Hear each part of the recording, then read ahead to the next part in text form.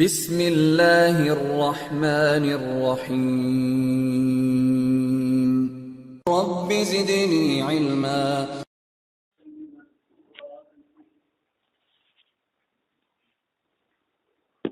الحمد لله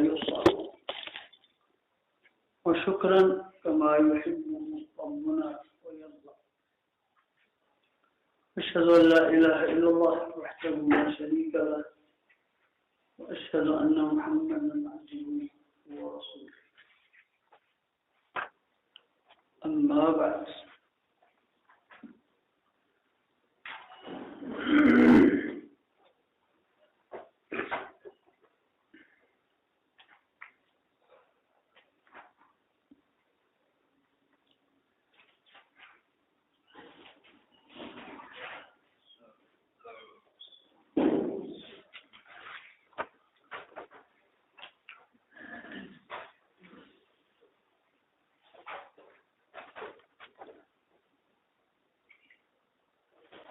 ہم اکثر یہ بات کہتے ہیں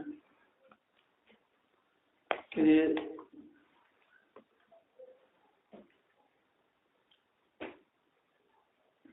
امام بخاری رحمہ اللہ نے اور اس تالیف میں جہاں اور امور کو ملحوظ رکھا ہے، صحت کے اعتبار سے سب سے بلند مقام یہ کتاب رکھتی ہے، لیکن اس کی خوبی صرف یہی نہیں ہے،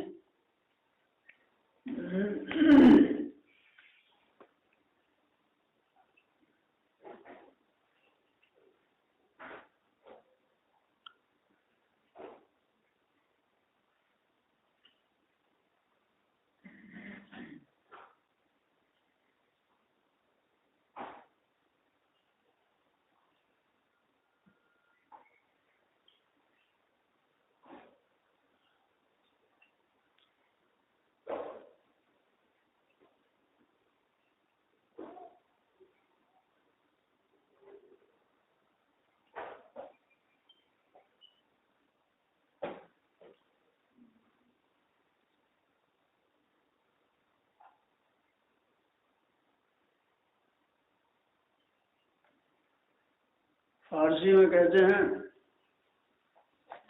خوبی ہمیں اشوا و ناز و خرام نیست،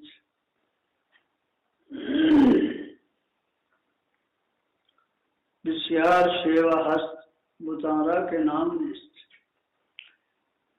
کہ چند نہیں بہت سی خوبیوں کا مرقع ہے یہ کتاب، اور اس میں سے ایک یہ ہے کہ انہوں نے ایک خاص ترتیب ملحوظ رکھی ہے، ہر جگہ اپنے مقام پر ہے، اور اس کے تمام کتاب میں تو شاید انتظام اور بیان کرنا مشکل ہو، تو ہم نے صرف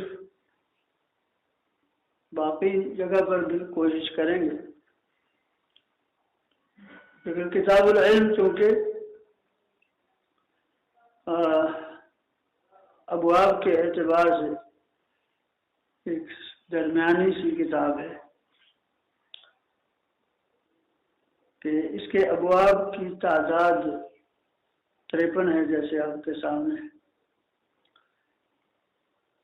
لیکن اس پوری یہ کتاب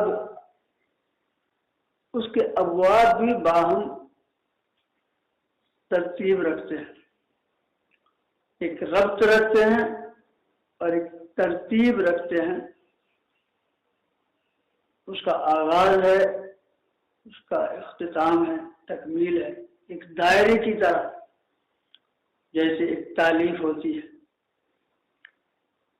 تو امام صاحب نے اپنے ہر کتاب کو، جو اس کتاب میں جو کتابیں ہیں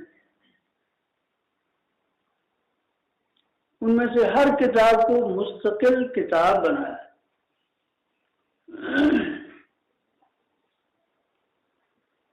قرآن سے تشبیہ تو نہیں ہم دیتے، لیکن یہ سمجھانے کے لیے کہتے ہیں کہ جس طرح قرآن کی صورتیں وہ یعنی ایک مستقل ہر ایک ان میں سے حیثیت رکھتی ہے، اور ان میں آیات جو ہیں وہ بھی یعنی مضمون اس میں مکمل ہوتا ہے، اس کا آغاز ہوتا ہے، پھر اس کی تکمیل ہوتی ہے۔ ہر صورت اپنے اندر ایک مستقل پیغام ہدایت، ہر صورت اپنے اندر مکمل ہے۔ تو اسی طرح امام صاحب نے ہر کتاب کو اس طرح مکمل کیا ہے کہ اس کے تمام پہلو انہوں نے ان پر روشنی ڈالنے کی کوشش کی ہے۔ اور تعجب ہوتا ہے کہ یہ تو خود امام بخاری سے پڑھنے والی کتاب ہے جی، ہاں جنت میں ٹائم لیں گے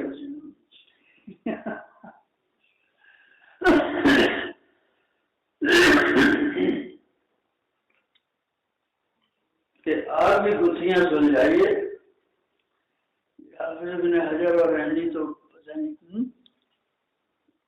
یہ سانڈو آپس ہی لڑتے رہے تو کتاب درمیان میں رہ گئی۔ بہرحال دونوں نے بہت خدمت کی ہے، اگرچہ عینی بدحنفیت کی خدمت غالب رہی اور ابن حجر پر اعتراض کرنا یا اس کی کوشش کرنا کہ کوئی نہ کوئی اس کا نقص نکالے، یہ بس وہ عادت ہو جاتی ہے نا آدمی۔ لیکن بہرحال دونوں میں بڑی خدمت ہے۔ ان کے علاوہ بھی کتابیں لکھی گئی، شروع ہے بخاری میں، جس قدر صحیح بخاری کی شروع لکھی گئی صحاح میں کسی کتاب کی اس قدر نہیں لکھی گئی۔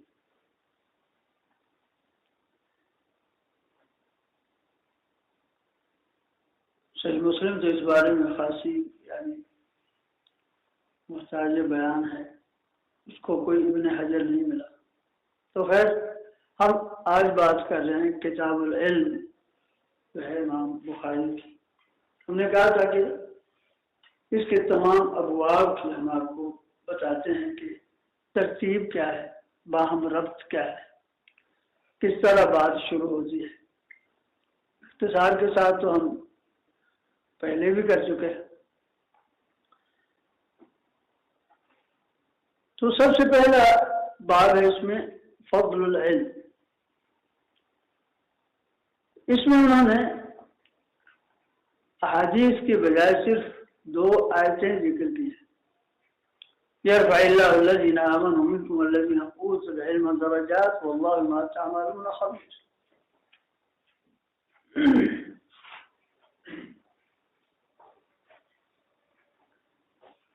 اب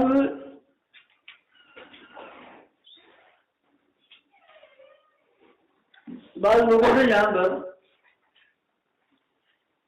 بلکہ عینی نے نہیں کہا کہ یہ تو یعنی باب انہوں نے باندھا ہے فضل العلم کا، اور یہ تو بیان ہے علماء کا، فضیلت علماء کی ہوئی نا، یرفع اللہ الذین آمنوا منکم والذین اوتوا العلم درجات۔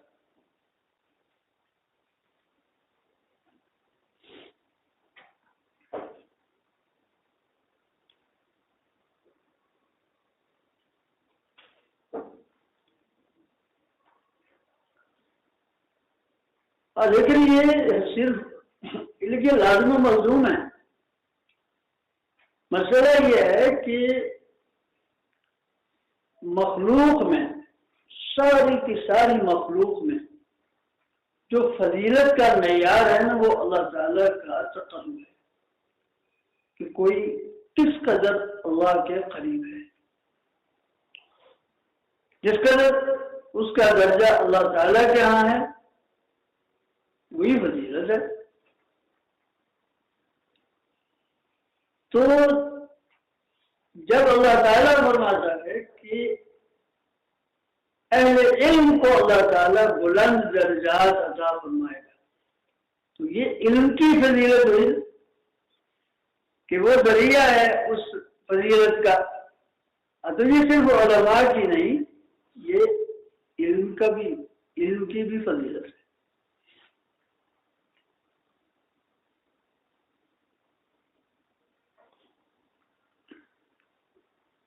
اس کے بعد بات ہے من سئل علما وهو مشتغل في حديثه فأتم الحديث ثم أجاب السائل.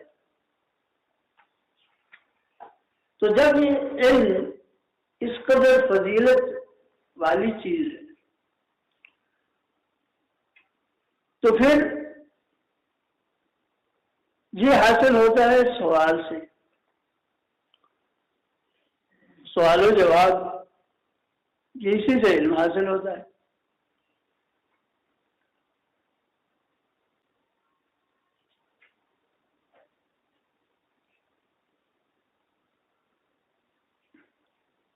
تو گویا کہ دونوں کو فضیلت علم یہ بتائی جا رہی، سائل کو بھی اور مجیب کو بھی، کہ اگر آپ سوال کر رہے ہیں نا تو آپ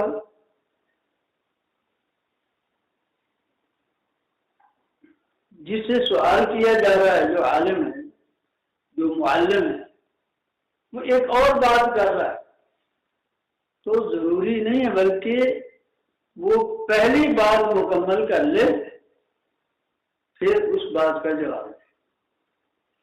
اور جو سوال کرنے والا ہے نا وہ انتظار کرے، وہ کہے کہ یہ نہیں چلو چلیے جواب نہیں ملا. ہمارے بھابھیوں کے سائل زیادہ تر اسی خطرہ ہوتا ہے. ہم کو مولوی صاحب کو راستے میں دیکھ کر مسئلہ یاد آ جاتا ہے. ہاں تو خیر، یعنی اس کا مطلب یہ ہوا کہ جو سائل ہے وہ اس کا بھی ادب ہے اور جو مجیب ہے اس کا بھی ادب ہے. اب اسی میں سوال ہی میں اب آئے گی بات کہ آواز بلند کرنا عام طور پر یہ اچھی چیز نہیں سمجھی جاتی، لیکن تعلیم کے میدان میں جہاں کے آواز پہنچانا مقصود ہے اور اس میں یہ علم کی اہمیت ہے کہ اس میں آواز بلند کی جا سکتی ہے.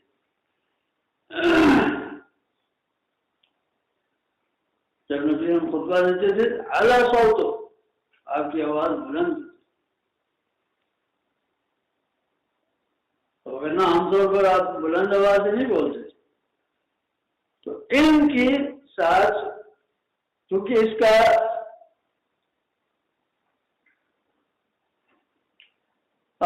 تعلق ہوتا ہے بیان کے لیے، سمجھانے کے لیے.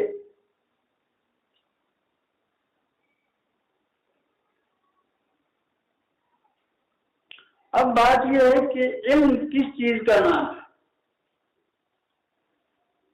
علم ہے نام کتاب کا اور علم ہے نام اسناد کے ساتھ ثابت شدہ احادیث کا.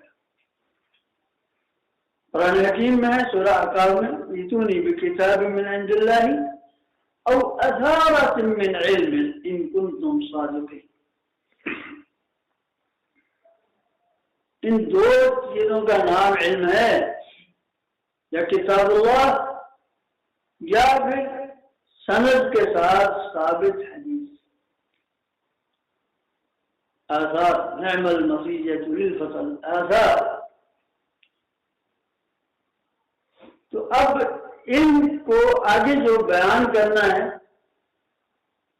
اس کے لیے کیا انداز ہوگا، کیا الفاظ ہوں گے، کس طریقے سے ان کا ابلاغ ہوگا.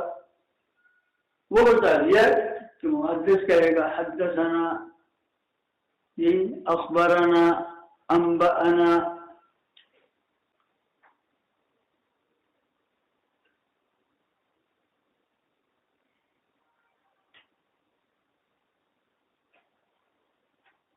ایک تو یہ ہوا کہ استاد بیان کرتا ہے، یہ ون وے ٹریفک جیسے ہم چلاتے ہیں، اور علم کا ایک طریقہ یہ بھی ہے کہ سامعین سے جو تلامذہ ہیں ان سے سوال کیا جائے، یہ بھی تعلیم کا ایک ذریعہ ہے۔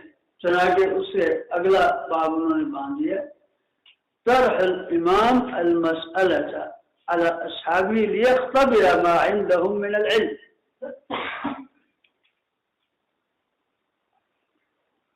وہ اس لیے بھی یہ تعلیم کا ایک انداز بھی ہے، اور یہ بھی ہوتا ہے کہ پتہ چلے کہ ان کے پاس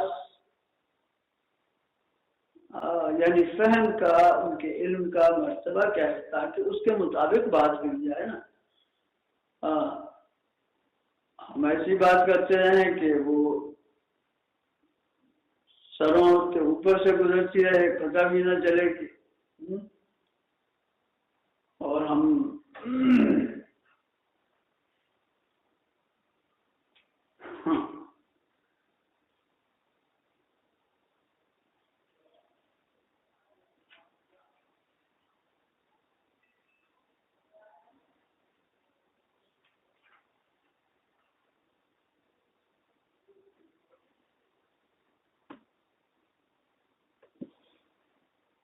ہمارا تو حال اور ہے نا،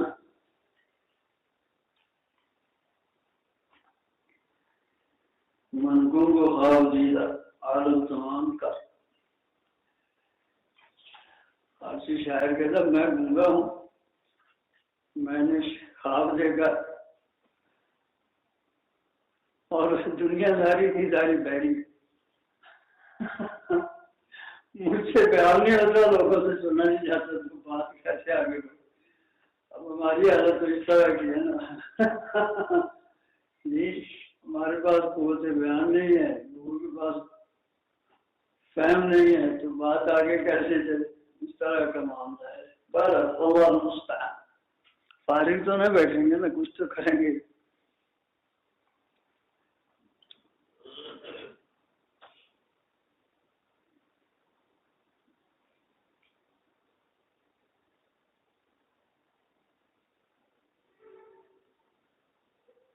اللہ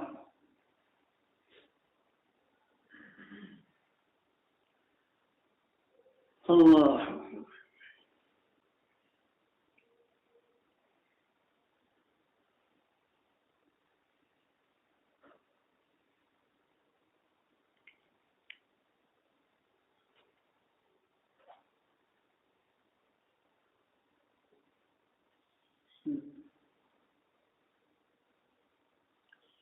یہ نسخوں میں اختلاف ہے کیا ہے؟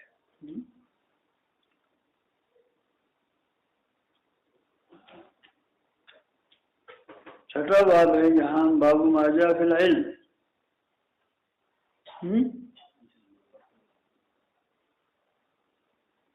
میرے پاس ہے القراءة والعرض على المحدث۔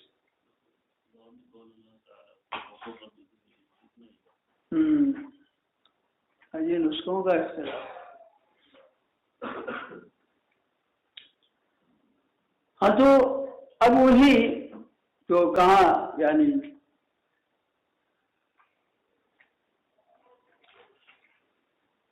تعلیم کے ذرائع میں سے جیسے وہ یعنی القاء کا حدثنا و اخبارنا ہے، اسی طرح اس کے طریقوں میں ایک ہے کہ محدث پر قراءت کی جائے، العرض علی المحدث، آگے اختصار کے ساتھ کچھ طریقے بیان ہوئے نا جو محدثین نے اختیار کیے، کہ بعض محدثین تھے جو خود پڑھتے تھے، علامہ سنتے تھے، لیکن زیادہ تر یہ تھا کہ استاد کی مصدقہ نقل اس کی کتاب کی تلامذہ میں سے کسی ایک کے پاس ہوتی اور وہ پڑھتا، باقی لوگ سنتے اور شیخ بھی نہیں سنتا اور اس کی تصدیق کرتا۔ قراءۃ علیہ وانا اسمع، جیسے بعض محدثین تعبیر کرتے ہیں۔ اور اسی طرح اسی کے میں آگے مناولہ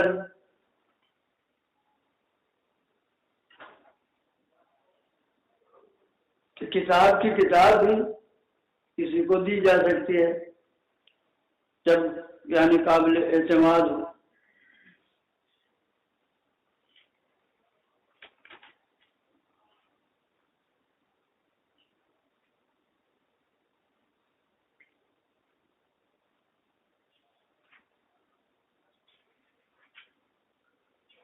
اب جب یہ اس کی مجلس ہے تو اس کے کچھ آداب بھی ہوں گے، چنانچہ اس کا ادب بتایا مجلس علم کا کہ جہاں جگہ ملتی ہے بیٹھ جائے۔ آگے یہ اللہ تعالیٰ کے ہاں ہے، وہ کوشش کرے تو اسے آگے جگہ مل جائے گی، یہ اگر کوئی شرماتا ہے تو چلے پیچھے ہی بیٹھ جائے، لیکن اعراض نہ کرے۔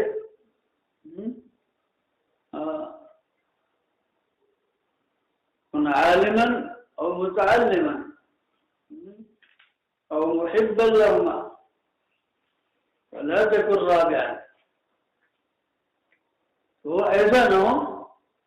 ہمارے یہاں یہی ہوتا ہے کہ لوگ جان کر چلے جاتے ہیں، اور سب درس دینے کا بچھیرے سنے چلو چلیں یہی۔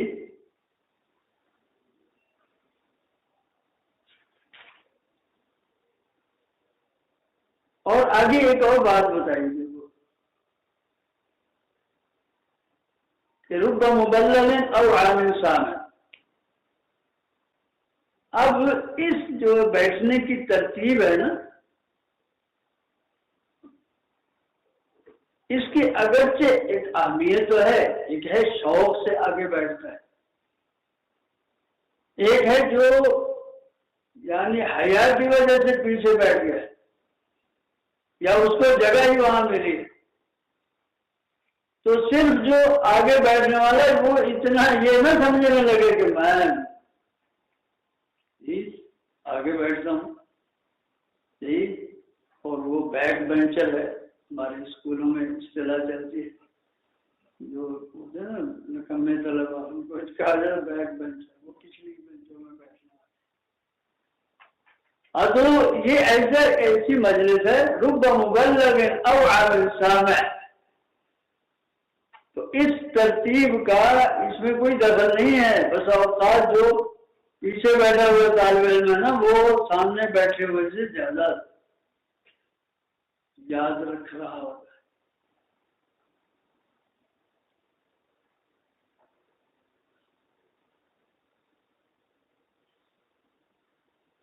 دارگزنی کے بارے میں کہتے ہیں نا، وہ مجلس تحدیث میں بیٹھے تھے اور کچھ لکھ رہے تھے، اپنا کام کر رہے تھے۔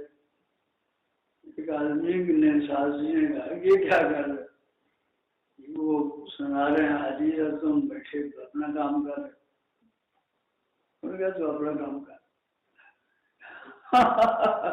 بتاؤ اب تک کتنی حدیث بنا کی ہے جی۔ دارگزنی نے ساری سنا کہا بھی یہ دکھا بڑھیا ہے ترتیب۔ اب تو اس میں یہ ایک یعنی کہا جا سکتا کہ ایک ذریعہ تو ہے، لیکن اس مجلس کی ترتیب کا اتنا بھی نہیں، بلکہ بس اوقات جو بعد میں آنے والے ہوتے ہیں وہ پہلوں سے زیادہ سمجھدار ثابت ہوتے ہیں۔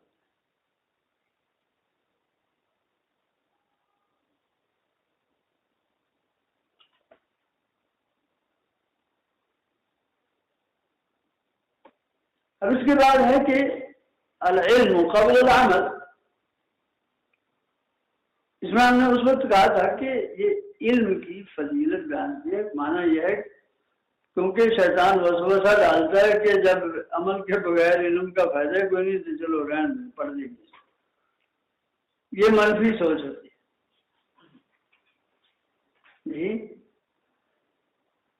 تو علم جو ہے نا وہ عمل سے پہلے ہے، تو اس کا یہ بھی تو مطلب ہے نا کہ علم کے بعد عمل ہونا چاہیے.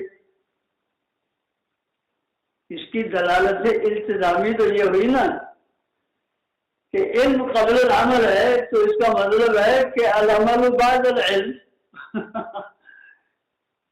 یہ نہیں کہ علم جو ہے وہ دراز میں سجا کر رکھ دیں آپ، بلکہ علم جو ہے نا وہ عمل کے لیے ہوتا ہے. اسی لیے کہا تھا نا وہ عبداللہ بن مبارک کا، سفیان ثوری کے، تمام کے یعنی ملتے جلتے اقوال ہیں نا. علم ہوتا ہے انصاف، حفظ، پھر فہم، پھر عمل، اور پھر اس کے بعد اس کو آگے نشر کرنا.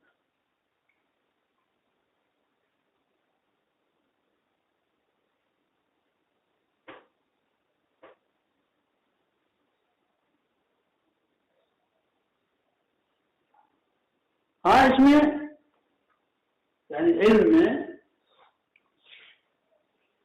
ان تمام فضائل اور اس کی ترتیب کے ساتھ ساتھ اب یہ بھی ہونا چاہیے کہ تعلیم کا انداز ایسا ہو کہ سیکھنے والے اکتا نہ جائیں. حکمت بہرحال مد نظر رکھنی چاہیے. ایسا نہ ہو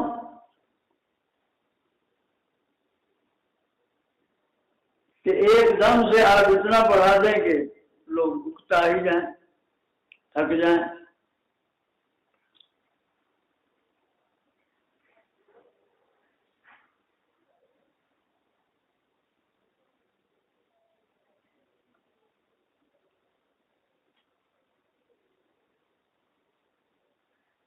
اب اسی یعنی کہ کس طرح لوگوں کو انداز اس کا اختیار ہوتا ہے تاکہ لوگ اکتا نہ جائے. اس کا ایک طریقہ یہ ہے کہ روزانہ جیسے کہنا یہ تخولنا بالموعظہ کہ اس کے لیے وقت مقرر کر لیا جائے. یہ نہیں کہ 24 گھنٹے پڑھنا.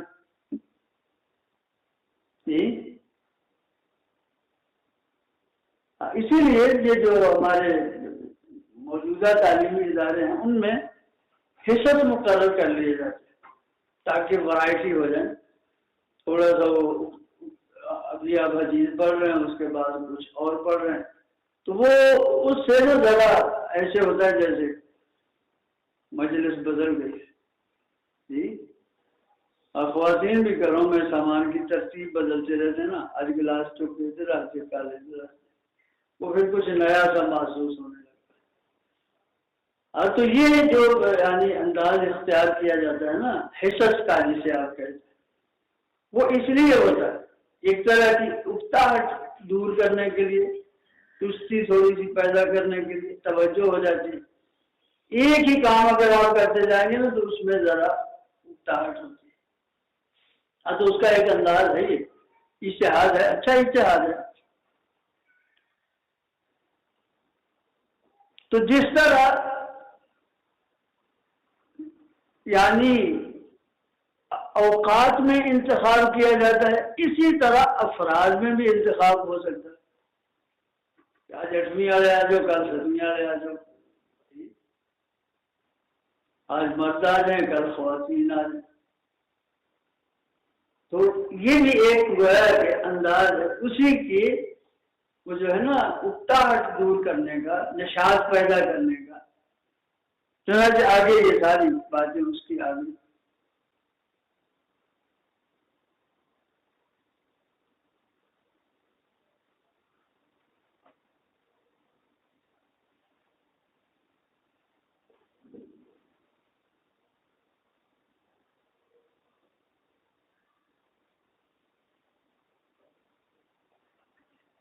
اور یہ باتیں جن کا ہم نے ابھی ذکر کیا کہ پڑھانے میں، تعلیم دینے میں ان باتوں کا خیال رکھنا،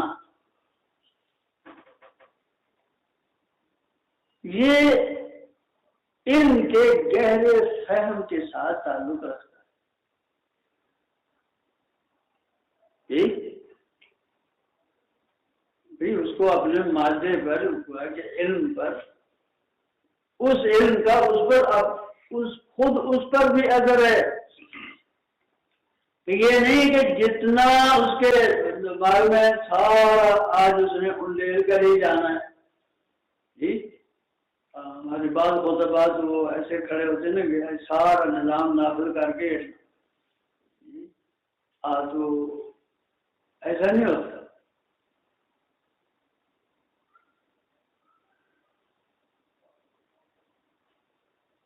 حدیث تو آپ نے سنی ہے نا کہ خطیب خطبہ مختصر دے اور نماز ذرا لمبی پڑھائے، یہ اس کی فقہ یہی لفظ ہے، اس کے تفقہ کی علامت ہے. من یرید اللہ بہ خیر یفقہہ فی الدین. تو یہ خیر ہوتی ہے معلم میں کہ وہ اس طرح پڑھائے کہ لوگوں کو دین کی طرف تعلیم کی طرف راغب کرے، نہ کہ بگائے. شاگردوں کو بگانا کام نہیں ہوتا جی، بلکہ وہ فارسی میں کہتے ہیں جی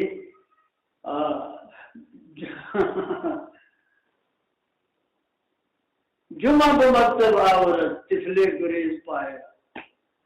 استاد وہ ہوتا ہے کہ وہ ایسی تعلیم دے کہ جمعہ کے دن چھٹی ہوتی ہے نا، اس دن بھی ایسا طالب علم جس کا پڑھنے کو جی نہیں جا رہا وہ بھی ایسا ہو جائے کہ وہ کہے چھٹی بھی نہیں ہونی چاہیے، جمعہ کے دن پڑھنا چاہیے. تعلیم ایسے ہونی چاہیے، لیکن اس کے لیے سمجھ چاہیے. اور جس کو یہ سمجھ آتا ہو من یرید اللہ بہ خیرا یفقہہ فی الدین، گویا کہ اس کے جس کو اللہ تعالیٰ دین کی ایسی سمجھ عطا فرماتا ہے نا، اللہ تعالیٰ اس کا فیض عام کرنا چاہتا ہے. یہی ہوگا نا، اس کا علم عام کرنا چاہتا ہے. یہ اس خیر کی ایک جی مسئلہ جوڑ رہا ہے جی کہ خیر تو تب ہوگی نا اگر خزانہ بند ہے، کہیں پہنچ ہی نہیں رہا، یا بلکہ لوگ اس سے متنفر ہو گئے، تو اس کی خیر تو جامد ہوگی. اس میں خیر تب ہوگی جب اسے سمجھ ہوگی کہ کس طرح یہ دین یعنی تعلیم دینا ہے. من یرید اللہ بہ خیرا یفقہہ فی الدین. اور اسی فقہ سے مراد وہی ہے فہم آ گیا. آگے نے کہا تھا کہ گہرے فہم کا نام ہی فقہ ہے نا. آگے اس کی مثال بھی ہے اسی حدیث میں، اس کا ذکر ہم. اور آگے الاقتباس بالعلم والحکمہ.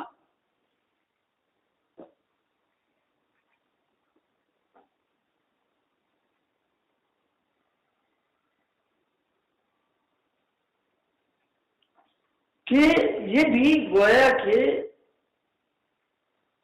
جب علم کا یعنی فہم حاصل ہوتا ہے، جب فقہ حاصل ہوتی ہے نا، تو یہ ایسی چیز ہے کہ انسان اس سے سیر نہیں ہوتا. منہومانی لا یشبع. دو بھوکے ایسے ہوتے ہیں جو کبھی سیر نہیں ہوتے، طالب العلم و طالب المال.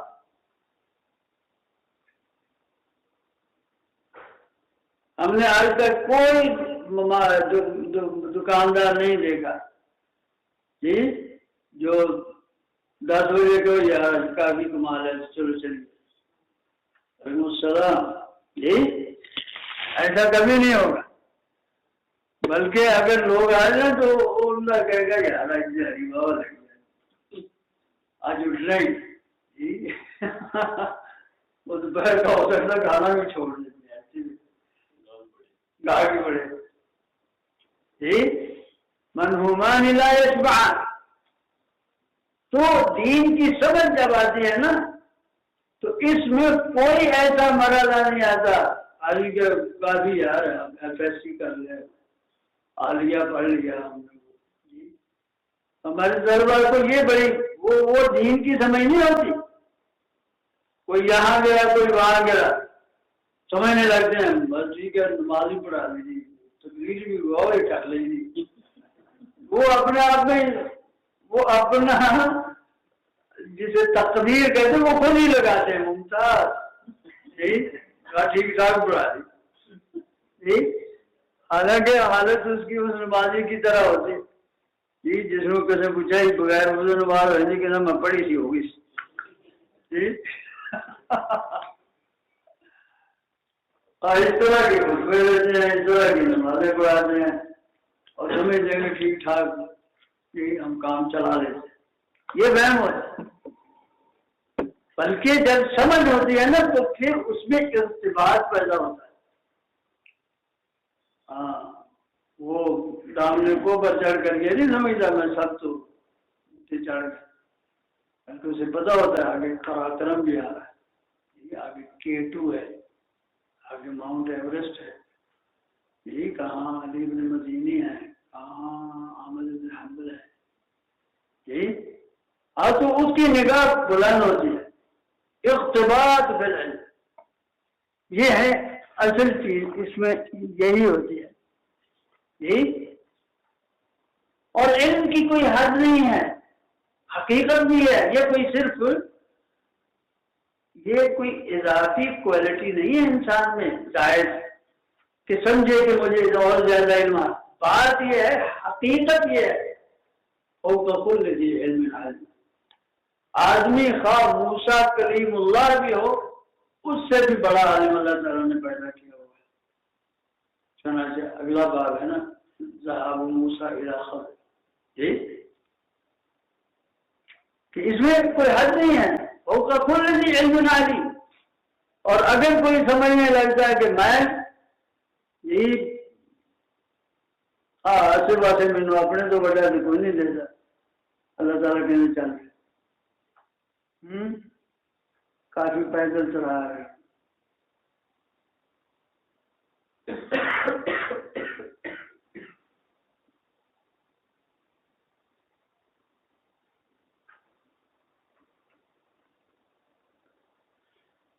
اللہ اکبر. کیا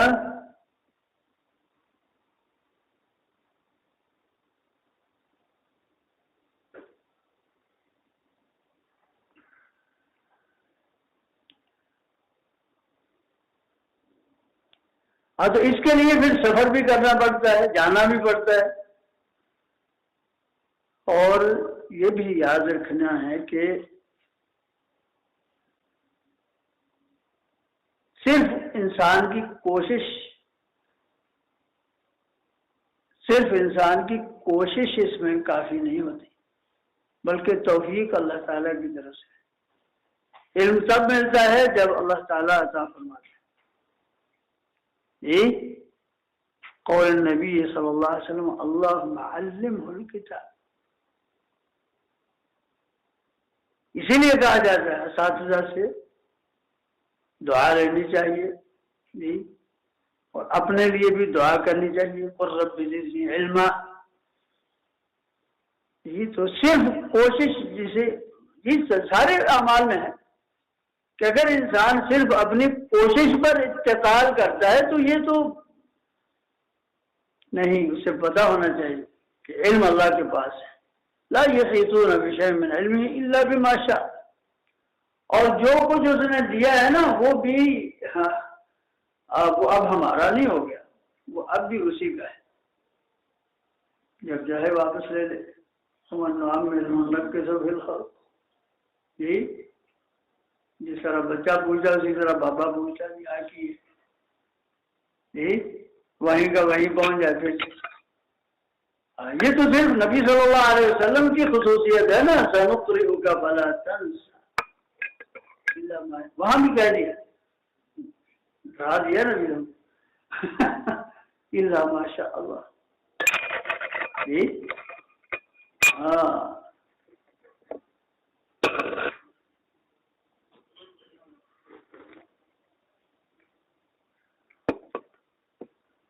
اللہ اکبر. ہاں تو جب اتنا ہے تو اب اس کا مطلب ہے کہ اس علم کے حصول کے لیے بہت جلد انسان کو شروع کر دینا چاہیے. جب سن شعور کو پہنچے تب سے طلب علم ہے. یہی محدثین اپنے بچوں کو مجلس تحدیث میں لے کر جاتے تھے. ابن ابی حاتم کہتے ہیں میرے والد مجھے مجلس میں مجھے ساتھ لے کر جاتے تھے. وہ ایک عادت بنتی ہے، پتہ چلتا ہے.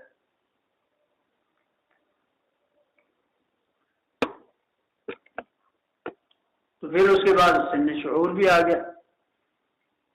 وہاں سے اب شروع ہوئی بات.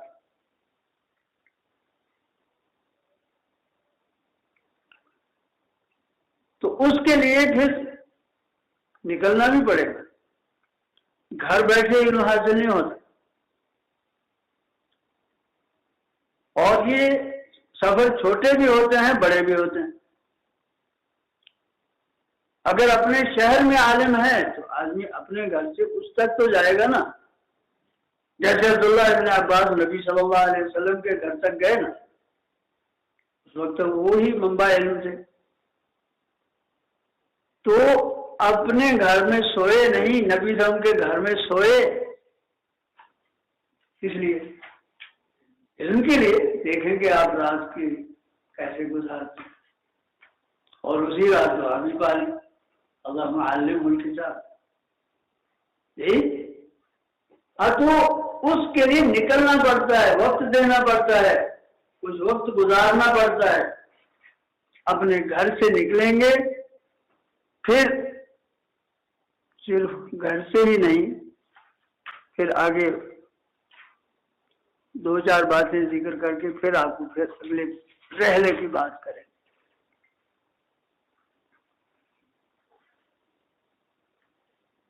تو علم سیکھنا اور سکھانا یہ دونوں فضیلت رکھتا ہے. یہ دونوں کام ہیں، فضل من عالم و علم. اب اس ترغیب اور تحریض، اس ترغیب اور تحریض کا اب ایک اور موڑ آتا ہے. انسان کی جو خفتہ کہتے ہیں، خفتہ ہوتا ہے یا خفیہ، دونوں ہوتی ہیں. جو صلاحیتیں ہوتی ہیں نا، کچھ صلاحیتیں ہوتی ہیں خفیہ، کچھ ہوتی ہیں خفتہ. وہ اس وقت جاگتی ہیں اور ظاہر ہوتی ہیں. یہ دو مواقع ہوتے ہیں. ایک جب آدمی غصے میں ہوتا ہے، ایک چیز کا شوق رکھتا ہے، جوش اس میں جب آتا ہے.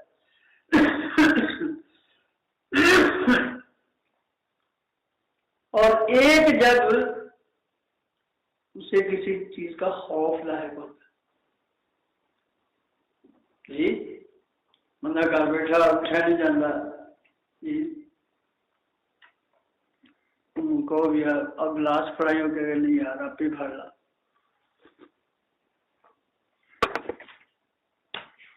اتنے میں اللہ سلامت رکھے اگر خبر آتی ہے وہ مکان ہو اگلا کی وہ بچے گا، جی اٹھا نہیں جاتا.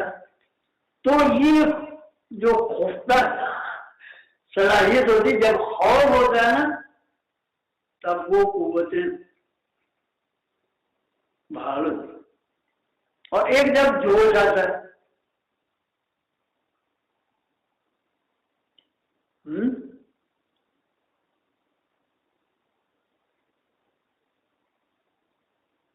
اسی لیے اللہ تعالیٰ نے جہاں جہاں جہاد کی ترغیب دی آپ پڑھیں جی، ایک طرف شوق دلایا ان اللہ اشتری من المؤمنین انفسهم واموالهم بان لهم الجنہ، شوق ہے.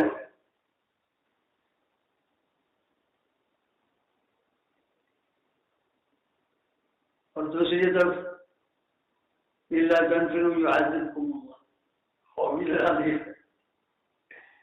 جی جب یہ خوف اور شوق دونوں چیزیں مل جائیں تو پھر انسان کی تو ساتھ ہی اس لیے کہہ دیا رفع العلم و ظہور الجہل، علم حاصل کر لو۔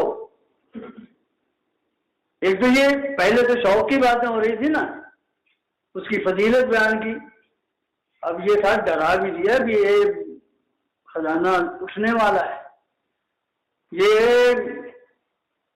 ذخیرہ ختم ہونے سے پہلے پہلے لے لو، ہونا ہو کہ کہہ لیں فنش، تب آپ حاصل کرنے کے لیے دوڑتے پھریں اور ڈپو بند ہوا۔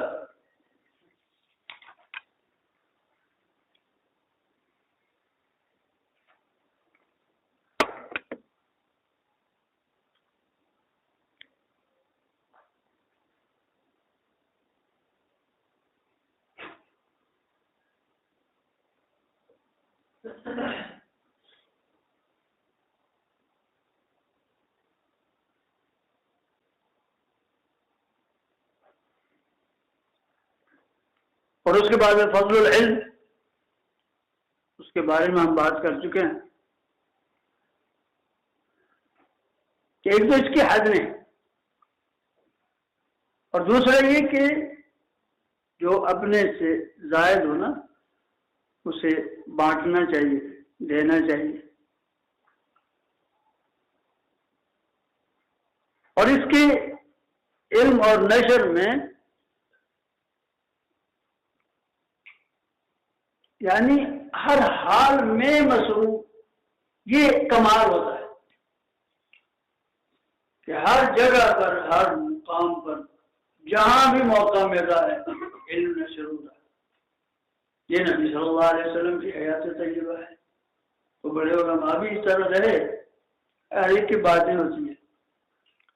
تو یہاں تک بھی بات پہنچتی ہے الفتیہ وواقف علی ظہر الدابہ، وہ سوار ہیں اور وہی پوچھا جا رہا ہے۔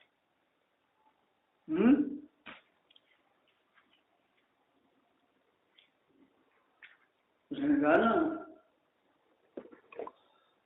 مجھ سے نہ ہو جائے، ہمیں پینے سے مطلب ہے، جگہ کی خیر کیا بے خود، اسی کا نام جنت رکھ لیا، بوتل جہاں رکھ لی، جتنے کلاس لا کی بھروں جی آپ سواری پر ہیں، وہاں سوال ہو رہا ہے، وہاں جواب ہو رہا ہے، تعلیم ہو رہی جی، چلتے ہوئے بیٹھتے ہوئے جی، دن میں رات میں، ہر جگہ، ہر وقت اور تمام طبقات کے لیے۔ یہ فضل علم کے ساتھ اس لیے ہے کہ اس کے لیے وقت کی، جگہ کی کوئی قید نہیں ہے، حالت کی کوئی قید نہیں ہے، ہر وقت یہ کام ہو سکتا ہے۔ اور اسی طرح اس کے لیے جو بیان کے جتنے، اب یہ ہے فن تعلیم کہ تفہیم کے جتنے اسلوب ہیں سب کے سب اختیار کیے جا سکتے ہیں۔ اس میں کلام بھی ہے، اس میں اشارہ بھی ہے جی، بس اوقات جی آپ ایک تصویر بنا کر بتا دیتے ہیں جی، بچے کو سمجھ نہیں آتی سیب کیا ہوتا ہے، آپ اسے جی بورڈ پر بنا دیتے، اس کی فوٹو دکھا دیتے، یہ اشارہ ہے نا۔ کوئی چیزیں بول کر بتائی جاتی، کچھ اشارے سے زیادہ سمجھ آتے ہیں جی۔ آپ ایسا اوقات کہتے ہیں نا ربا اشارہ ابلغ من العبارہ، کئی دفعہ جو اشارہ ہوتا ہے نا وہ عبارت سے بھی بلیغ تر ہوتا ہے۔ تو جتنے ذرائع ہیں بیان کے سب علم کے لیے استعمال ہونے چاہیے۔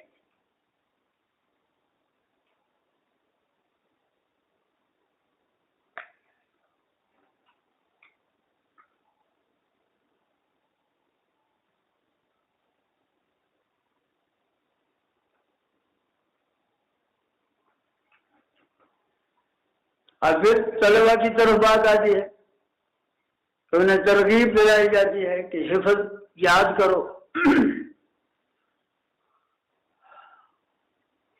اور جن کے پاس یہ علم نہیں ہے وہاں تک پھیلاؤ، اور حصول علم کے لیے اگلا باب ہے رحلہ فی المسألۃ النازلۃ و تعلیم اہل. ایک جانب کی مکمل علم حاصل کرنے کے لیے آپ جا رہے ہیں، ڈگری حاصل کرنے کے لیے جا رہے ہیں، بلکہ علم ایسی چیز ہے کہ صرف ایک بات معلوم کرنے کے لیے بھی صبر کیا جا سکتا ہے. ایک ایک بات معلوم کرنے کے لیے لوگوں نے صبر کیا.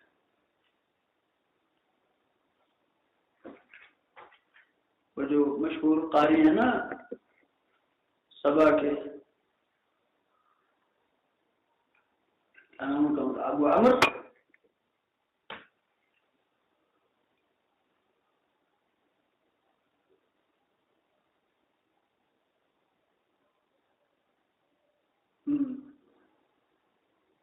لغت کے بھی بڑے امام تھے نا، وہ ایک لفظ کی تحقیق کے لیے مارے پھرے، کئی سال تک پھرتے رہے قبائل میں، اور ادھر حجاج پیچھے لگا ہوا تھا، اسے بچنا بھی تھا. جی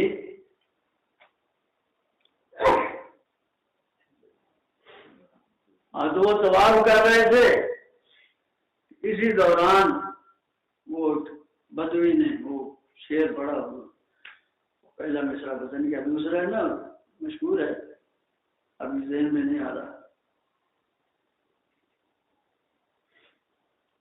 لہا فاجیۃ کحل العقال، کہ انسان بسا اوقات ایسی مصیبتوں پر پریشان ہوتا ہے کہ جنہوں نے ایسے کھل جانا ہوتا ہے جیسے رسی کی گانٹھ کھل جائے، بندہ سمجھ رہا ہے پتہ نہیں کروں. تو وہ کہتے ہیں، میں نے اسے پوچھا مال خبر، یہ کیوں بار ہونے کا جہاز مار گیا. تو وہ کہتے ہیں کہ میں یعنی مجھے سمجھ نہیں آ رہی تھی کہ مجھے حجاج کے مرنے کی زیادہ خوشی ہے یا اس کا جو لفظ ملے نا فرجہ، کہ فرجہ بھی ہوتا ہے اور فرجہ بھی ہوتا ہے. یہ دیکھو طلبا کی خوشیاں دیکھو، 10.5 سے مسئلے کو ابھی کہا کہ فرجہ بھی پڑھ سکتے جی، اور جو مرضی پڑھ لو، اس کی کیا فرق پڑتا ہے.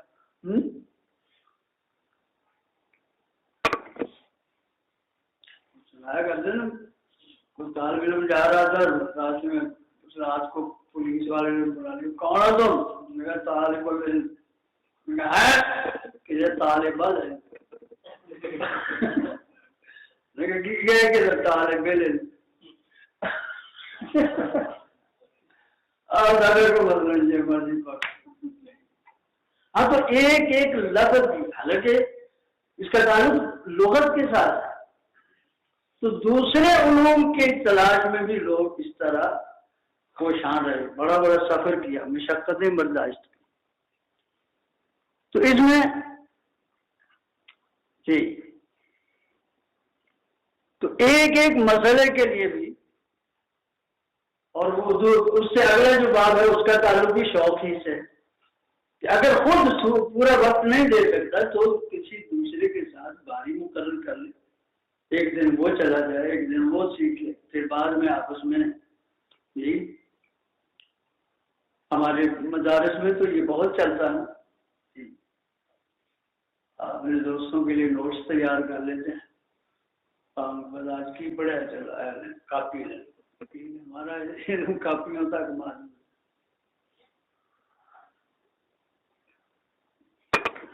یہ تناؤ ہے نا، دوسرے کی جگہ جیسا بھی کہہ رہے جی. یہ تناؤ پتہ نہیں جائز ہوگا کہ ناجائز ہوگا.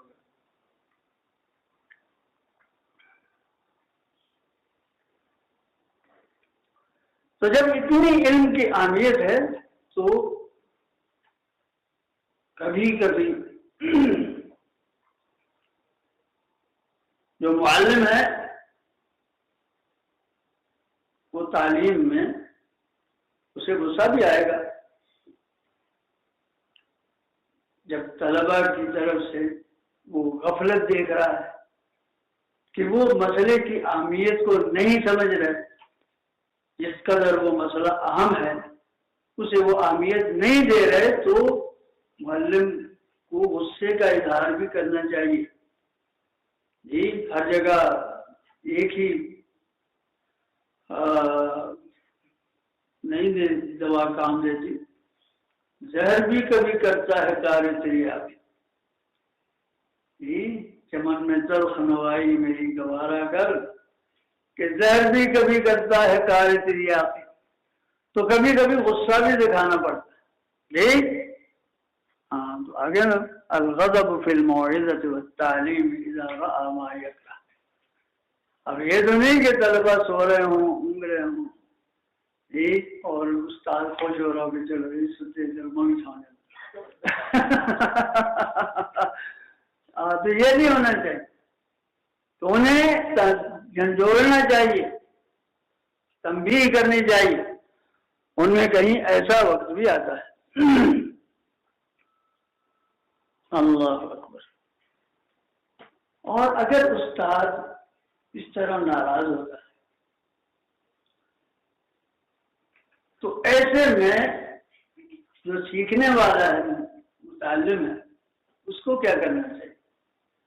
یہ دیکھو لفظ کہاں جا رہا ہے. استاد غصے کا اظہار اگر کر رہا ہے نا تو اس کا یہ مطلب نہیں کہ آپ کتابیں اٹھا کر چلے جائیں گے اور کوئی جا کے پڑھ ڈگری لگی نا نہیں، ایسا نہیں ہوتا. منبر کالا رکبتے ہے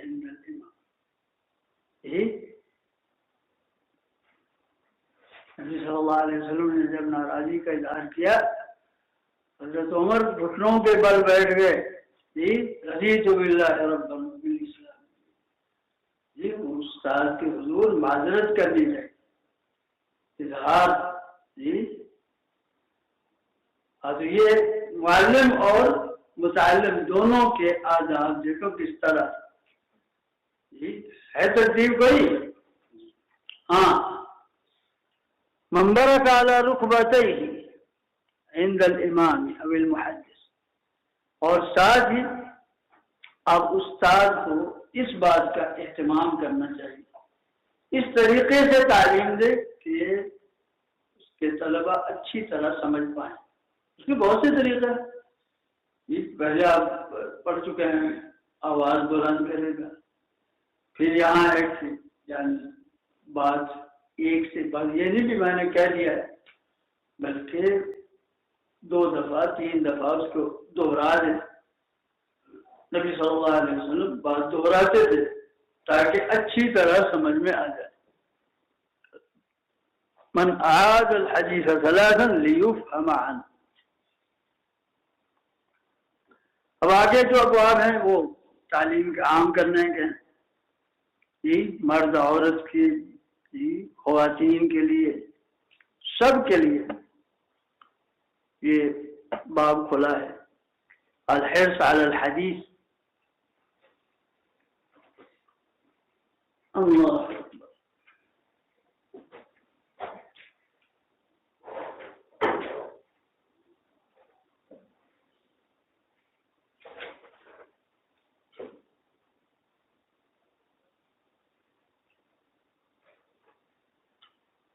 یہ زبردست باب ہے.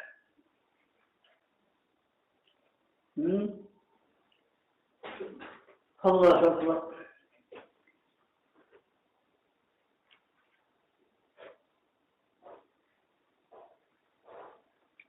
اب سب طلبہ ایک جیسے تو نہیں ہوتے، تو ایسا ہونا چاہیے کہ جو طالب علم دوسروں میں ایک امتیاز رکھتا ہے اس کی حوصلہ افزائی کی جائے. یہ بات تعلیم میں بہت اہمیت رکھتا ہے. ایک اس کی جو اچھی بات ہے اس پر اسے اس کی تحسین کی جائے تو یہ حصول علم میں اس کے لیے مددگار ہوتی ہے. اور استاد کا کام صرف غصہ دکھانا ہی نہیں ہوتا، روب ہی دکھانا نہیں، بلکہ یہ جو باصلاحیت طالب علم ہے اس کی حوصلہ افزائی، یہ ہے الحرص علی العلم. حضرت ابو ہریرہ نے بات پوچھی تو دیکھا نبی نے فرمایا کہ تمہارا جو شوق ہے نا علم کا، یہ گویا کہ ان کی وعلیکم السلام ورحمۃ اللہ مرحبا. فإذا جاء الماء فبطل التيمم. لا إن شاء الله سوف نستمر يوما أو بعد يوم إن شاء الله. بارك الله فيكم. شكرا جزاكم الله.